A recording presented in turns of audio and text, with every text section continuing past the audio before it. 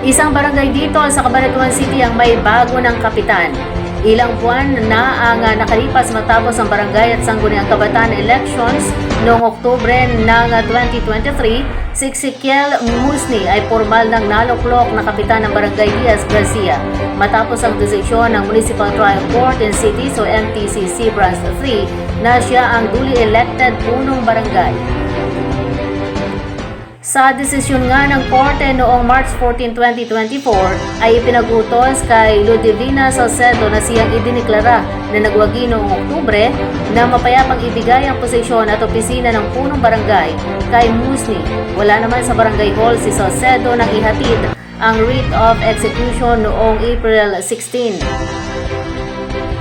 Si Musni ay nanumpa sa tungkulin sa harap ni Cabanatuan City Mayor Michael Elizabeth R. Vergara.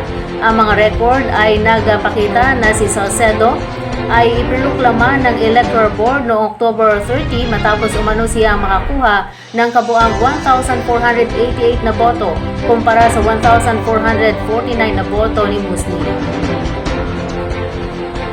Nagsampa ng protesta si Musni na nagbibintang ng pandaraya at mga irregularidad, kabilang ang umano'y pagbili ng boto. Pagkatapos ng rebisyon ng mga balota, kinwestiyon ng kampo ni Musni ang ilang mga issue tulad ng mga boto na isinulat ng isang tao o mga boto sa higit sa isang balota na may magkatulad na sulat kamay na patterns at mga boto sa iisang balota na may magkaibang sulat kamay. Minarkahang mga balota at pattern sa pagboto. Napag-alaman ng korte na 1,451 ang nakuhang valid na boto ni Salcedo habang si Musni ay nakakuha ng 1,453, lamang ng 2 boto pabor kay Musni.